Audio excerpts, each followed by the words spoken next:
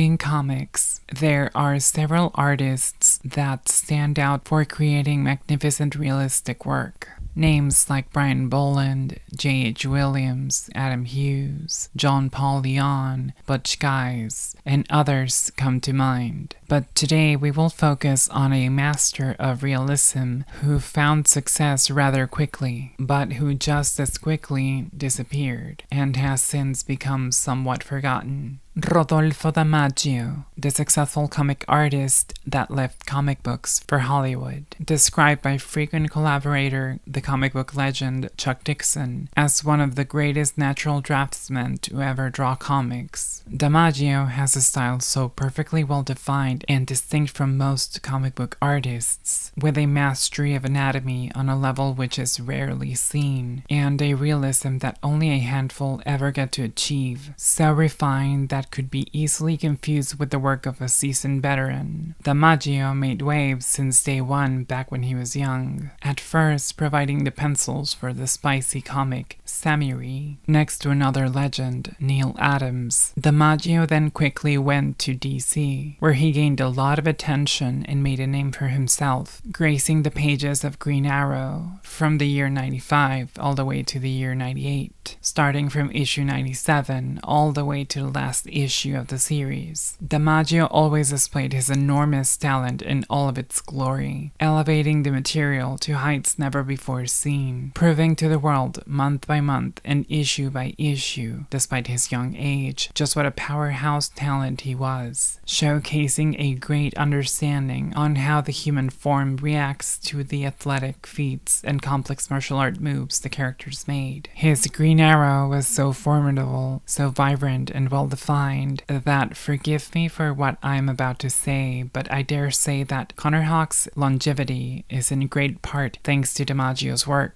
Not to knock on the previous creators who worked on the character, but DiMaggio worked some type of magic with the character, which was impossible to ignore. Beyond Green Arrow, DiMaggio also got to work on Batman, working his magic once again, providing some of the most memorable and iconic Batman covers and panels from the 90s. And while many artists can draw a great Batman, very few can achieve what DiMaggio did with Batman in such a short time, which further cemented his status as a powerhouse illustrator. DiMaggio's style is truly one of a kind, as I don't think you could confuse his work with anybody else's. DiMaggio's lines have this hard-to-describe quality that is easily recognizable and truly unique. Regardless of who inks his lines, you just know it's him behind those inks, although he was frequently paired with Robert Campanella or Bill Sienkiewicz. Now, for those of you who might think, in comics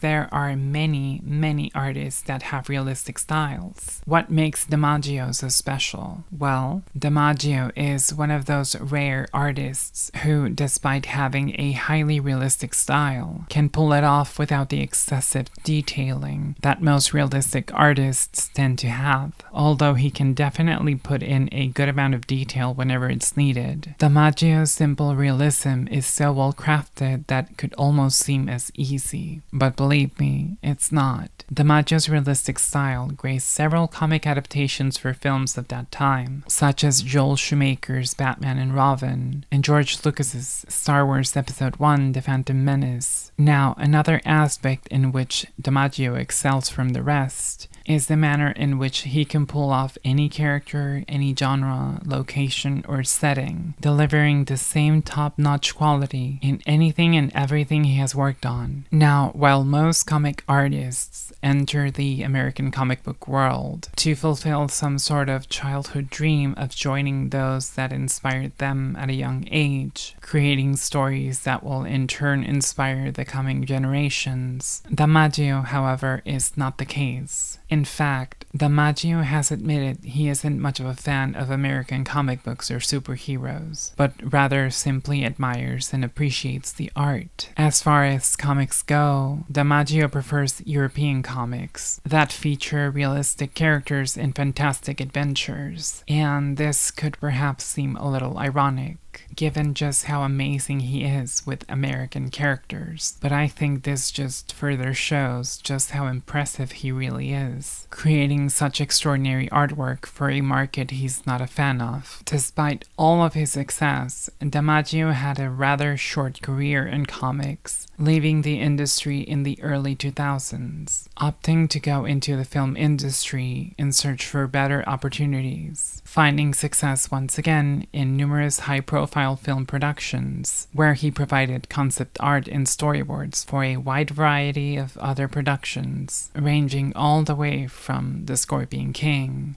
George Lucas' Star Wars Episode II Attack of the Clones, Jon Favreau's Iron Man, as well as Captain America the First Avenger, Ryan Reynolds' Green Lantern, Percy Jackson and the Olympians' The Lightning Thief, Benicio del Toro's The Wolfman, Spielberg's Indiana Jones and the Kingdom of the Crystal Skull, Jurassic Park 3, Ang Lee's The Hulk, the animated feature Monster House, a series of unfortunate events, Tim Burton's Dumbo, and a wide variety of other productions. Born in Brazil, DiMaggio's father, an Italian immigrant who was an amateur oil painter, exposed DiMaggio to the world of art at a very young age. DiMaggio grew up with European comic books like Tintin and Asterix. Since youth, DiMaggio learned as much as he could about anatomy and composition in hopes of one day becoming an artist. DiMaggio was so gifted that he landed his first art job while in high school at the Antonio Guillermino's ad agency. Guillermino was the man who introduced DiMaggio to the art of Frank Frazetta,